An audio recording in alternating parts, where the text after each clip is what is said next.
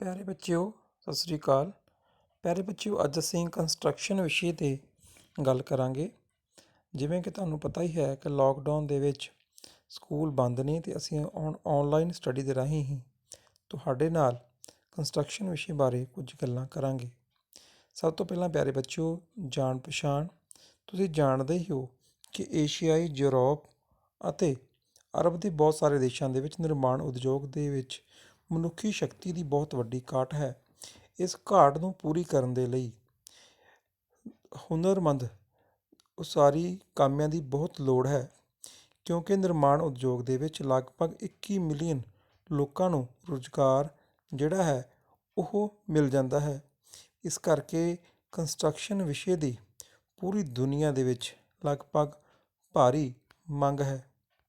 ਸੋ ਪਿਆਰੇ ਬੱਚੇ, ਹੁਣ ਅਸੀਂ ਕੰਸਟਰਕਸ਼ਨ ਵਿਸ਼ੇ ਦੇ ਕੁਝ ਜਿਹੜੇ ਮਹੱਤਵਪੂਰਨ ਪਦਾਰਥ ਹਨ, ਜਿਵੇਂ ਕਿ ਇੱਟਾਂ ਨੇ, ਸੀਮਟ ਹੈ, ਟਾਈਲਾਂ ਹੈ। ਤੁਸੀਂ ਆਮ ਤੌਰ 'ਤੇ ਦੇਖਦੇ ਹੋ ਕਿ ਇੱਟਾਂ ਤੋਂ ਇਲਾਵਾ ਜਿਹੜਾ ਘਰ ਬਣਾਉਣਾ ਬਹੁਤ ਔਖਾ ਹੈ। ਵੱਖਰੀ ਗੱਲ ਹੈ ਕਿ ਹੁਣ ਬਹੁਤ ਸਾਰੀਆਂ ਕੰਪਨੀਆਂ ਨੇ, ਸੀਮੈਂਟ ਕੰਪਨੀਆਂ ਨੇ, ਬ੍ਰਿਕ, ਜਿਵੇਂ ਬ੍ਰਿਕ ਹੁੰਦੀ ਹੈ ਇੱਟ, ਉਸੇ ਤਰ੍ਹਾਂ ਦਾ ਇੱਕ ਕਿਊਬ ਬਣਾਇਆ ਹੈ, ਜਿਸ ਦੀ ਬਹੁਤ ਸਾਰੀ ਜਗ੍ਹਾ ਦੇ ਵਿੱਚ ਵਰਤੋਂ ਕੀਤੀ ਜਾਣ ਲੱਗੀ ਹੈ। ਪਰ ਉਸ ਦੀ ਜਿਹੜੀ ਕੀਮਤ ਹੈ ਬਹੁਤ ਜ਼ਿਆਦਾ ਹੈ। ਇਸ ਕਰਕੇ ਆਮ ਤੌਰ 'ਤੇ ਉਸਾਰੀ ਵਾਲੀ ਜਗ੍ਹਾ 'ਤੇ ਹੁਣ ਵੀ ਇੱਟਾਂ ਦਾ ਹੀ ਪ੍ਰਯੋਗ ਆਮ ਤੌਰ 'ਤੇ ਕੀਤਾ ਜਾਂਦਾ ਹੈ। ਸੋ ਪਿਆਰੇ ਬੱਚਿਓ, ਇਹ ਹੈ ਇੱਟ। ਇੱਟ ਦਾ ਇੰਜੀਨੀਅਰਿੰਗ ਪਦਾਰਥਾਂ ਵਿੱਚ ਬਹੁਤ ਹੀ ਮਹੱਤਵਪੂਰਨ ਸਥਾਨ ਹੈ। ਉਸਾਰੀ ਦੇ ਲਈ ਇੱਟ ਦਾ ਬਹੁਤ ਜ਼ਿਆਦਾ ਪ੍ਰਯੋਗ ਕੀਤਾ ਜਾਂਦਾ ਹੈ। ਇੱਟ ਨੂੰ ਪਿੱਲਰ, ਬੀਮ, ਕੱਚੇ ਰਸਤੇ, ਛੱਤ ਲਈ ਵਰਤਿਆ ਜਾਂਦਾ ਹੈ। ਇਸ ਤੋਂ ਇਲਾਵਾ ਉਸਾਰੀ ਲਈ ਦੀਵਾਰਾਂ ਦੇ ਲਈ ਜਿੰਨੀਆਂ ਦੀਵਾਰਾਂ ਹੁੰਦੀਆਂ ਨੇ, ਉੱਥੇ ਇੱਟਾਂ ਦੀ ਹੀ ਵਰਤੋਂ ਕੀਤੀ ਜਾਂਦੀ ਹੈ। ਸੋ ਇਸ ਤੋਂ ਬਾਅਦ ਅਸੀਂ ਗੱਲ ਕਰਾਂਗੇ ਇੱਟ ਦੇ ਵਿੱਚ ਕਿਹੜੇ ਕਿਹੜੇ ਜਿਹੜੇ ਮੂਲ ਘਟਕ ਪਾਏ ਜਾਂਦੇ ਨੇ, ਉਹਨਾਂ ਵਿੱਚ ਉਹਨਾਂ ਦੀ ਜਿਹੜੀ ਪ੍ਰਤੀਸ਼ਤ ਮਾਤਰਾ ਹੈ ਉਹ ਕਿੰਨੀ ਹੁੰਦੀ ਹੈ। ਪਿਆਰੇ ਬੱਚਿਓ, ਸਭ ਤੋਂ ਪਹਿਲਾਂ ਐਲੂਮੀਨਾ ਦੀ ਗੱਲ ਕਰਦੇ ਹਾਂ ਤਾਂ ਇੱਟਾਂ ਦੇ ਵਿੱਚ 20 ਤੋਂ 30% ਐਲੂਮੀਨਾ ਪਾਇਆ ਜਾਂਦਾ ਹੈ। ਇਸੇ ਤਰ੍ਹਾਂ ਸਿਲਿਕਾ 50 ਤੋਂ 60%, ਲਾਈਮ 2 ਤੋਂ 5%, ਆਇਰਨ ਆਕਸਾਈਡ 7 ਤੋਂ 8%, ਮੈਗਨੀਜ਼ 1%। ਇੱਟ ਬਣਾਉਣ ਦਾ ਤਰੀਕਾ। ਪਿਆਰੇ ਬੱਚਿਓ, ਇੱਟਾਂ ਨੂੰ ਬਣਾਇਆ ਕਿਵੇਂ ਜਾਂਦਾ ਹੈ? Manufacturing of bricks. ਇੱਟਾਂ ਨੂੰ ਬਣਾਉਣ ਲਈ ਮੁੱਖ ਤੌਰ 'ਤੇ 4 ਕਿਰਿਆਵਾਂ ਕ੍ਰਮਬੱਧ ਰੂਪ ਨਾਲ ਕੀਤੀਆਂ ਜਾਂਦੀਆਂ ਹਨ। ਮਿੱਟੀ ਪ੍ਰਾਪਤ ਹੋਣ ਵਾਲੇ ਸਥਾਨ ਦੀ ਚੋਣ। ਸਭ ਤੋਂ ਪਹਿਲਾਂ ਸਾਨੂੰ ਉਸ ਸਥਾਨ ਦੀ ਚੋਣ ਕਰਨੀ ਪੈਂਦੀ ਹੈ ਜਿੱਥੋਂ ਸਾਨੂੰ ਮਿੱਟੀ ਮਿਲਣੀ ਹੈ। ਇਸ ਤੋਂ ਬਾਅਦ ਅਸੀਂ ਉੱਥੇ ਮਿੱਟੀ ਨੂੰ ਤਿਆਰ ਕਰਦੇ ਹਾਂ, ਮਿੱਟੀ ਨੂੰ ਢਾਲਦੇ ਹਾਂ। ਇੱਟਾਂ ਨੂੰ ਉਸ ਤੋਂ ਬਾਅਦ ਸੁਕਾਇਆ ਜਾਂਦਾ ਹੈ ਧੁੱਪ ਦੇ ਵਿੱਚ। ਠੀਕ ਹੈ ਬੇਟਾ। ਉਸ ਤੋਂ ਬਾਅਦ ਭੱਠੇ ਦੇ ਵਿੱਚ, ਤੁਸੀਂ ਦੇਖਿਆ ਹੈ ਬ੍ਰਿਕ ਕਿਲਨ, ਉਹਦੇ ਵਿੱਚ ਇੱਟ ਨੂੰ ਪਕਾਇਆ ਜਾਂਦਾ ਹੈ। ਉਸ ਤੋਂ ਬਾਅਦ ਇੱਟ ਤਿਆਰ ਹੋ ਜਾਂਦੀ ਹੈ। ਇੱਟ ਨੂੰ ਬਣਾਉਂਦੇ ਸਮੇਂ ਬਹੁਤ ਸਾਰੀਆਂ ਸਾਵਧਾਨੀਆਂ ਵਰਤਣੀਆਂ ਪੈਂਦੀਆਂ ਨੇ। ਪਿਆਰੇ ਬੱਚਿਓ, ਉਹ ਜਿਹੜੀਆਂ ਸਾਵਧਾਨੀਆਂ ਨੇ ਅਸੀਂ ਉਸ ਬਾਰੇ ਹੁਣ ਡਿਸਕਸ ਕਰਾਂਗੇ। ਉਹ ਹੇਠ ਲਿਖੀਆਂ ਹਨ।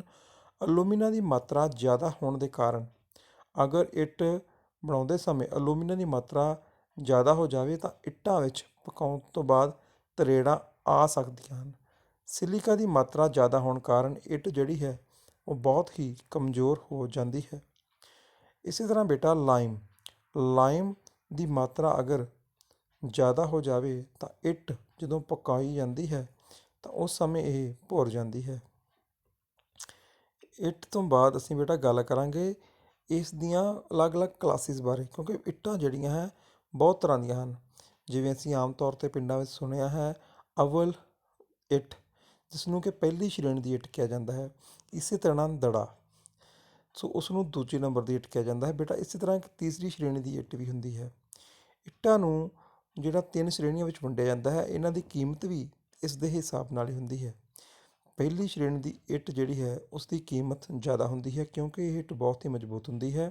ਇਸ ਦਾ ਰੰਗ ਵੀ ਲਾਲ ਹੁੰਦਾ ਹੈ ਅਤੇ ਇਸ ਇੱਟ ਵਿੱਚ ਕਿਸੇ ਤਰ੍ਹਾਂ ਦਾ ਕੋਈ ਵੀ ਕਰੈਕ ਨਹੀਂ ਆਉਂਦਾ।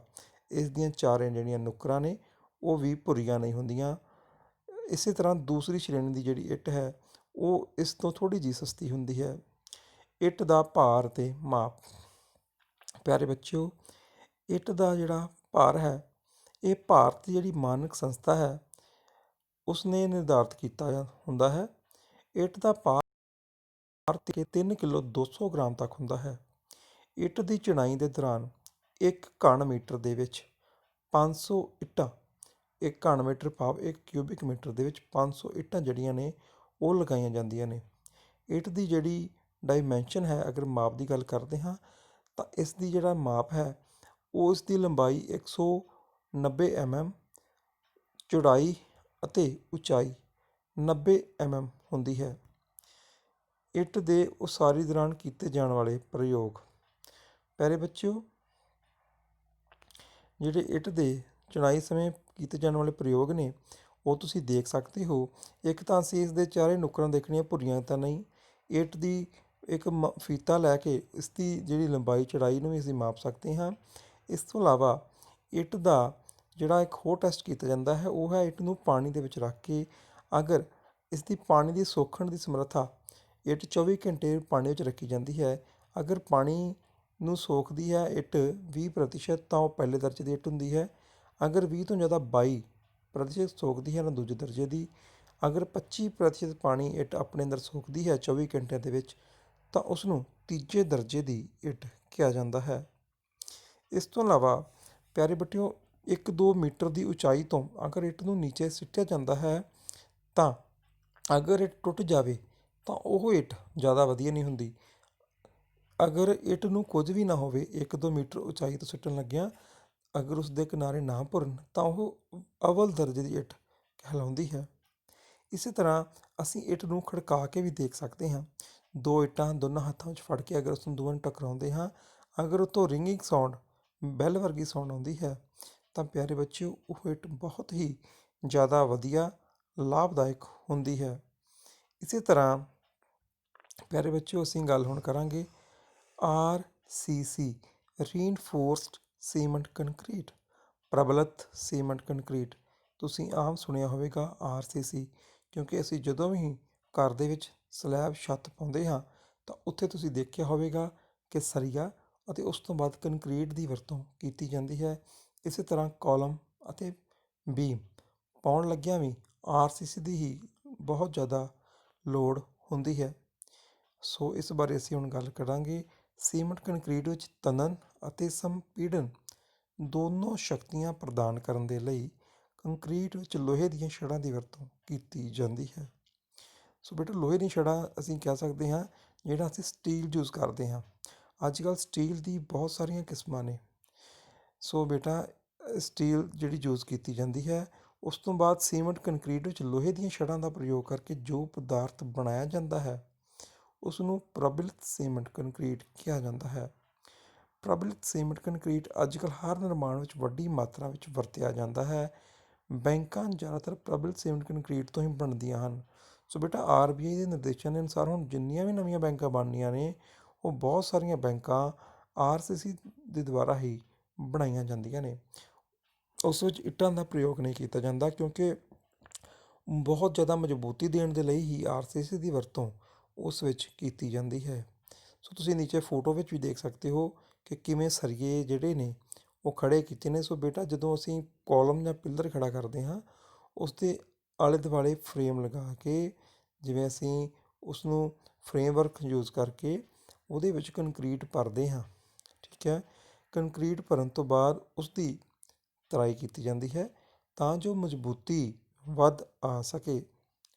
ਸੋ ਇਸ ਤੋਂ ਬਾਅਦ ਬੇਟਾ, ਜਿਹੜਾ RCC ਹੈ ਪ੍ਰਬਲਿਤ ਸੀਮੈਂਟ ਕੰਕਰੀਟ, ਉਸ ਦੇ ਕਿਹੜੇ ਕਿਹੜੇ ਫਾਇਦੇ ਹਨ ਉਸ ਬਾਰੇ ਅਸੀਂ ਗੱਲ ਕਰਾਂਗੇ। ਸੀਮੈਂਟ ਕੰਕਰੀਟ ਵਿੱਚ ਲੋਹੇ ਦੀਆਂ ਛੜਾਂ, ਜਿਹੜੇ ਅਸੀਂ ਸਟੀਲ ਯੂਜ਼ ਕਰਦੇ ਹਾਂ, ਉਹਦੇ ਪ੍ਰਯੋਗ ਦੇ ਨਾਲ ਬਣਾਵਟ ਵਿੱਚ ਭੂਚਾਲ ਦੇ ਝਟਕਿਆਂ ਨਾਲ ਕੋਈ ਫਰਕ ਨਹੀਂ ਪੈਂਦਾ। ਸੋ ਬੇਟਾ, ਸਾਡੇ ਜਿਹੜਾ ਕੰਟਰੀ ਹੈ ਇਸ ਦੇ ਵਿੱਚ ਜਿਹੜੇ ਅਲੱਗ-ਅਲੱਗ ਏਰੀਆ ਨੇ ਉਹਨਾਂ ਦਾ ਅਸੀਂ ਇੱਕ ਸਿਸਮਿਕ, ਜਿੱਦਾਂ ਮਤਲਬ ਅਸੀਂ ਭੂਚਾਲ ਬਾਰੇ ਇਹਨੂੰ ਇੱਕ ਪਤਾ ਲੱਗ ਜਾਂਦਾ ਹੈ ਕਿ ਕਿਹੜੇ ਏਰੀਏ ਵਿੱਚ ਕਿੰਨੀ ਮਾਤਰਾ ਵਿੱਚ ਜਿਹੜਾ ਭੂਚਾਲ, ਅਸੀਂ ਪੁਰਾਣਾ ਰਿਕਾਰਡ ਦੇਖ ਸਕਦੇ ਹਾਂ, ਆਉਂਦਾ ਹੈ। ਸੋ ਉਸ ਦੇ ਹਿਸਾਬ ਨਾਲ ਜਦੋਂ ਡਿਜ਼ਾਇਨ ਕੀਤਾ ਜਾਂਦਾ ਹੈ ਘਰ, ਤਾਂ ਉਹਦੇ ਵਿੱਚ ਜਿਹੜੇ ਸਟੀਲ ਦੀ ਜਿਹੜੀ ਵਰਤੋਂ ਕੀਤੀ ਗਈ ਹੈ ਸਰੀਏ ਦੀ, ਜਾਂ ਜਿਹੜਾ ਡਿਜ਼ਾਇਨ ਕੀਤਾ ਗਿਆ ਜਿਵੇਂ ਪਿੱਲਰ ਕਿਵੇਂ ਦਾ ਹੈ, ਉਹ 'ਚ ਕਿੰਨੇ ਜਿਹੜੇ ਸਟੀਲ ਯੂਜ਼ ਕੀਤੇ ਨੇ, 4 ਔਰ 6। ਸੋ ਇਸ ਤੋਂ ਇਲਾਵਾ ਬਹੁਤ ਸਾਰੀਆਂ ਚੀਜ਼ਾਂ ਦੇਖਣੀਆਂ ਪੈਂਦੀਆਂ ਨੇ। ਜਿਵੇਂ ਸਟੀਲ ਨੂੰ ਬੰਨ੍ਹਿਆ ਜਾਂਦਾ ਹੈ, ਸਰੀਏ ਨੂੰ ਬੰਨ੍ਹਿਆ ਜਾਂਦਾ ਹੈ, ਤਾਂ ਉਹ ਵੀ ਦੇਖਣਾ ਪੈਂਦਾ ਹੈ ਕਿ ਸਹੀ ਤਰੀਕੇ ਨਾਲ ਉਹਨਾਂ ਨੇ ਬੰਨ੍ਹਿਆ ਵੀ ਹੈ। ਉਸ ਦਾ ਮਤਲਬ ਡਾਇਆਮੀਟਰ ਸਾਨੂੰ ਚੈੱਕ ਕਰਨਾ ਚਾਹੀਦਾ ਹੈ। ਸੋ ਇਸੇ ਤਰ੍ਹਾਂ ਬੇਟਾ ਦੂਸਰਾ ਪੁਆਇੰਟ ਆ, ਪ੍ਰਬਲਿਤ ਸੀਮੈਂਟ ਕੰਕਰੀਟ ਦਾ ਨਿਰਮਾਣ ਕਾਰਜ ਰੰਗੀਨ, ਚਮਕਦਾਰ ਅਤੇ ਸੁੰਦਰ ਬਣਾਇਆ ਜਾ ਸਕਦਾ ਹੈ। RCC ਵਿੱਚ ਕਿਸੇ ਵੀ ਤਰ੍ਹਾਂ ਦਾ ਪਾਣੀ ਦਾ ਕੋਈ ਪ੍ਰਭਾਵ ਨਹੀਂ ਪੈਂਦਾ ਅਤੇ ਨਾ ਹੀ ਅੱਗ ਕੋਈ ਨੁਕਸਾਨ ਕਰਦੀ ਹੈ। ਇਹ ਜੇਕਰ ਉਚਿਤ ਢੰਗ ਨਾਲ ਮਤਲਬ ਵਧੀਆ ਢੰਗ ਦੇ ਨਾਲ ਬਣਾਇਆ ਜਾਵੇ, RCC ਨੂੰ ਯੂਜ਼ ਕੀਤਾ ਜਾਵੇ ਤਾਂ ਕਈ ਸਾਲਾਂ ਤੱਕ ਠੀਕ ਬਣਾਇਆ ਰਹਿੰਦਾ ਹੈ, ਯਾਨੀ ਕਿ ਠੀਕ ਬਣਿਆ ਰਹਿੰਦਾ ਹੈ। ਇਸ ਨੂੰ ਕਿਸੇ ਵੀ ਤਰ੍ਹਾਂ ਦੀ ਕੋਈ ਪਰੇਸ਼ਾਨੀ, ਕੋਈ ਸਮੱਸਿਆ ਨਹੀਂ ਆਉਂਦੀ ਲੰਬੀ ਉਮਰ ਤੱਕ। ਇਸ ਤੋਂ ਬਾਅਦ ਬੇਟਾ ਅਸੀਂ ਗੱਲ ਕਰਾਂਗੇ ਟਾਈਲਾਂ ਦੀ।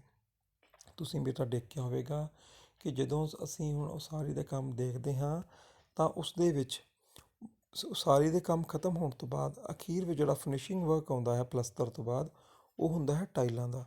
ਕਿਉਂਕਿ ਇਹ ਬਹੁਤ ਜਿਹੜੀ ਦਿੱਖ, ਸੁੰਦਰ ਦਿੱਖ ਇੱਕ ਇਮਾਰਤ ਨੂੰ ਪ੍ਰਦਾਨ ਕਰਨ ਦੇ ਲਈ ਲਗਾਈਆਂ ਜਾਂਦੀਆਂ ਨੇ। ਇਸ ਤੋਂ ਇਲਾਵਾ ਇਹ ਬਹੁਤ ਹੀ ਮਤਲਬ ਚਮਕਦਾਰ ਹੁੰਦੀਆਂ ਨੇ। ਇਸ ਨਾਲ ਸੁੰਦਰਤਾ ਤਾਂ ਬਣਦੀ ਹੀ ਹੈ, ਉਸ ਤੋਂ ਇਲਾਵਾ ਇਹ ਬਹੁਤ ਸਾਰੇ ਇਸਦੇ ਹੋਰ ਵੀ ਫਾਇਦੇ ਨੇ।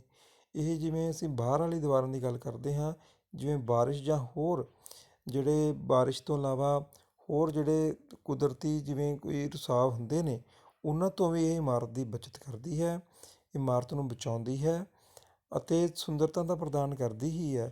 ਇਸ ਤੋਂ ਇਲਾਵਾ ਇਹਨਾਂ ਦੀ ਜ਼ਿਆਦਾ ਕੋਸਟ ਵੀ ਨਹੀਂ ਹੁੰਦੀ, ਜ਼ਿਆਦਾ ਮਹਿੰਗੀਆਂ ਵੀ ਨਹੀਂ ਹੁੰਦੀਆਂ। ਸੋ ਇਹਨਾਂ ਦਾ ਬਹੁਤ ਸਾਰੇ ਫਾਇਦੇ ਨੇ, ਆਪਾਂ ਉਸ ਬਾਰੇ ਵੀ ਗੱਲ ਕਰਾਂਗੇ। ਸਭ ਤੋਂ ਪਹਿਲਾਂ ਅਸੀਂ ਪੜ੍ਹਾਂਗੇ ਟਾਈਲਾਂ। ਟਾਈਲਾਂ ਵੀ ਪਤਲੀਆਂ ਪੱਟੀਆਂ ਦੇ ਰੂਪ ਵਿੱਚ ਚੀਕਣੀ ਮਿੱਟੀ ਦਾ ਉਤਪਾਦ ਹੁੰਦੀਆਂ ਨੇ। ਇਹ ਇੱਟਾਂ ਤੋਂ ਵਧੇਰੇ ਪਤਲੀਆਂ ਹੁੰਦੀਆਂ ਨੇ ਅਤੇ ਚੰਗੀ ਗੁਣਵੱਤਾ ਵਾਲੀ ਚੀਕਣੀ ਮਿੱਟੀ ਤੋਂ ਹੀ ਬਣੀਆਂ ਹੁੰਦੀਆਂ ਹਨ। ਟਾਈਲਾਂ ਦੀ ਵਰਤੋਂ ਛੱਤ ਨੂੰ ਢੱਕਣ ਦੇ ਲਈ, ਫਰਸ਼ 'ਤੇ ਲਗਾਉਣ ਦੇ ਲਈ, ਗਲੀਆਂ ਨਾਲੀਆਂ ਬਣਾਉਣ ਦੇ ਲਈ, ਜਿਵੇਂ ਇੰਟਰਲੋਕ ਟਾਈਲਾਂ ਬੇਟਾ ਹੁਣ ਸਾਡੇ ਪਿੰਡਾਂ ਵਿੱਚ, ਸ਼ਹਿਰਾਂ ਵਿੱਚ ਲੱਗੀਆਂ ਨੇ, ਆਮ ਤੌਰ 'ਤੇ ਲੱਗ ਵੀ ਰਹੀਆਂ ਨੇ। ਅਸੀਂ ਸਕੂਲਾਂ ਵਿੱਚ ਵੀ ਦੇਖ ਸਕਦੇ ਹਾਂ ਇੰਟਰਲੋਕ ਟਾਈਲਾਂ ਦੀ ਬਹੁਤ ਵਰਤੋਂ ਕੀਤੀ ਜਾਂਦੀ ਹੈ। ਸੋ ਇਹ ਜਿਹੜੀ ਇੰਟਰਲੋਕ ਟਾਈਲਾਂ ਨੂੰ ਗਲੀਆਂ ਨਾਲੀਆਂ ਬਣਾਉਣ ਦੇ ਲਈ ਵੀ ਕੀਤੀ ਜਾਂਦੀ ਹੈ ਉਸ ਦੀ ਵਰਤੋਂ। ਸੋ ਬੇਟਾ ਇਸ ਤੋਂ ਬਾਅਦ ਅਸੀਂ ਪੜ੍ਹਾਂਗੇ ਟਾਈਲਾਂ ਕਿੰਨੀ ਤਰ੍ਹਾਂ ਦੀਆਂ ਹੁੰਦੀਆਂ ਨੇ। ਟਾਈਲਾਂ ਬੇਟਾ ਬਹੁਤ ਪ੍ਰਕਾਰ ਦੀਆਂ, ਜਿਵੇਂ ਫਰਸ਼ ਬਣਾਉਣ ਵਾਲੀਆਂ ਟਾਈਲਾਂ, ਜਿਵੇਂ ਥੱਲੇ ਜ਼ਮੀਨ ਦੇ ਜਿੱਥੇ ਫਰਸ਼ ਅਸੀਂ ਪਹਿਲਾਂ ਪੱਥਰ ਲੱਗਦਾ ਸੀ, ਹੁਣ ਬਹੁਤ ਸਾਰੇ ਲੋਕ ਟਾਈਲਾਂ ਵੀ ਲਗਾਉਂਦੇ ਨੇ, ਪੱਥਰ ਵੀ ਚੱਲ ਰਿਹਾ, ਪਰ ਟਾਈਲਾਂ ਦੀ ਵਰਤੋਂ ਵੀ ਕੀਤੀ ਜਾਂਦੀ ਹੈ। ਪੌੜੀਆਂ 'ਤੇ ਲਗਾਉਣ ਲਈ ਟਾਈਲਾਂ, ਛੱਤ ਬਣਾਉਣ ਵਾਲੀਆਂ ਟਾਈਲਾਂ, ਨਾਲੀਆਂ ਬਣਾਉਣ ਵਾਲੀਆਂ ਟਾਈਲਾਂ। ਇਸੇ ਤਰ੍ਹਾਂ ਅਸੀਂ ਅਗਰ ਇੱਕ ਤਾਂ ਹੁੰਦੀ ਕਮਰਿਆਂ ਵਿੱਚ ਘਰ ਦੇ ਅੰਦਰ ਲਗਾਉਣ ਵਾਲੀਆਂ, ਇੱਕ ਘਰ ਦੇ ਬਾਹਰ ਜਿਵੇਂ ਵਿਹੜੇ ਵਿੱਚ ਟਾਈਲਾਂ ਲਗਾਉਣ ਵਾਲੀਆਂ, ਠੀਕ ਹੈ, ਜਿਵੇਂ ਉਸ ਨੂੰ ਬੇਟਾ ਅਸੀਂ ਟੈਰਾਕੋਟਾ ਵੀ ਕਹਿ ਸਕਦੇ ਹਾਂ। ਅੱਗੇ ਬੇਟਾ ਫਰਸ਼ ਜਿਹੜੀਆਂ ਬਣਾਉਣ ਵਾਲੀਆਂ ਟਾਈਲਾਂ ਨੇ, ਉਹਨਾਂ ਦੇ ਕਿਹੜੇ ਕਿਹੜੇ ਗੁਣ ਹੋਣੇ ਚਾਹੀਦੇ ਨੇ। ਇੱਕ ਤਾਂ ਬੇਟਾ ਉਸਦੀ ਜਿਹੜੀ ਦਿੱਖ ਸੋਹਣੀ ਹੋਣੀ ਚਾਹੀਦੀ ਹੈ। ਇਹ ਪਾਣੀ ਨੂੰ ਨਾ ਸੋਖਣ ਵਾਲੀਆਂ ਹੋਣੀਆਂ ਚਾਹੀਦੀਆਂ ਨੇ। ਇਹ ਮਹਿੰਗੀਆਂ ਨਹੀਂ ਹੋਣੀਆਂ ਚਾਹੀਦੀਆਂ। ਤਾਪਮਾਨ ਅਤੇ ਰਸਾਇਣਿਕ ਕਿਰਿਆ ਵਿੱਚ ਟੁੱਟ ਭੱਜ ਦੇ ਪ੍ਰਤੀਰੋਧਕ ਸਮਰੱਥਾ ਵਾਲੀਆਂ ਹੋਣੀਆਂ ਚਾਹੀਦੀਆਂ ਹਨ। ਸੋ ਬੇਟਾ ਇਹ ਵੀ ਯਾਦ ਰੱਖਣਾ ਹੈ, ਟਾਈਲਾਂ ਲਗਾਉਣ ਲੱਗਿਆਂ ਇੱਕ ਸਾਨੂੰ ਇਸ ਵਧੀਆ ਕਾਰੀਗਰ ਦੀ ਲੋੜ ਹੁੰਦੀ ਹੈ, ਕਿਉਂਕਿ ਟਾਈਲਾਂ ਜਿਹੜੀਆਂ ਇਸ ਦਾ ਲਗਾਉਣ ਦਾ ਤਰੀਕਾ ਹੈ, ਉਹ ਇੱਟਾਂ ਦੇ ਲਗਾਉਣ ਤਰੀਕੇ ਨਾਲੋਂ ਕਾਫੀ ਅਲੱਗ ਹੁੰਦਾ ਹੈ। ਇਸ ਦੇ ਵਿੱਚ ਕੁਸ਼ਲ ਕਾਰੀਗਰ ਦੀ ਲੋੜ ਪੈਂਦੀ ਹੈ। ਸੋ ਉਸ 'ਤੇ ਕਿਉਂਕਿ ਇਸ ਵਿੱਚ ਅਸੀਂ ਲੈਵਲ ਵੀ ਚੈੱਕ ਕਰਨਾ ਹੁੰਦਾ ਹੈ, ਇਸ ਕਰਕੇ ਅਗਰ ਅਸੀਂ ਕੋਈ ਟਾਈਲਾਂ ਲਗਾਉਂਦੇ ਹਾਂ ਤਾਂ ਉਸ ਲਈ ਕੁਸ਼ਲ ਕਾਰੀਗਰ ਦੀ ਬਹੁਤ ਹੀ ਜ਼ਿਆਦਾ ਲੋੜ ਹੁੰਦੀ ਹੈ। ਸੋ ਇਸ ਤੋਂ ਬਾਅਦ ਅਸੀਂ ਗੱਲ ਕਰਾਂਗੇ ਛੱਤ ਵਾਲੀਆਂ ਟਾਈਲਾਂ ਜਿਹੜੀਆਂ ਨੇ, ਉਹਨਾਂ ਦੀਆਂ ਵਿਸ਼ੇਸ਼ਤਾਵਾਂ। ਛੱਤ ਦੀਆਂ ਟਾਈਲਾਂ ਵਿੱਚ ਬਹੁਤ ਸਾਰੀਆਂ ਵਿਸ਼ੇਸ਼ਤਾਵਾਂ ਹੁੰਦੀਆਂ ਹਨ। ਛੱਤ ਦੀਆਂ ਟਾਈਲਾਂ ਦੀ ਬਣਤਰ ਅਤੇ ਆਕਾਰ ਅਜਿਹਾ ਹੋਣਾ ਚਾਹੀਦਾ ਹੈ ਕਿ ਛੱਤ ਤੋਂ ਬਾਰਿਸ਼ ਦੇ ਪਾਣੀ ਦਾ ਆਸਾਨੀ ਨਾਲ ਨਿਕਾਸ ਹੋ ਸਕੇ। ਇਹ ਆਸਾਨੀ ਨਾਲ ਉਪਲਬਧ ਅਤੇ ਘੱਟ ਮਹਿੰਗੀਆਂ ਹੋਣੀਆਂ ਚਾਹੀਦੀਆਂ ਨੇ।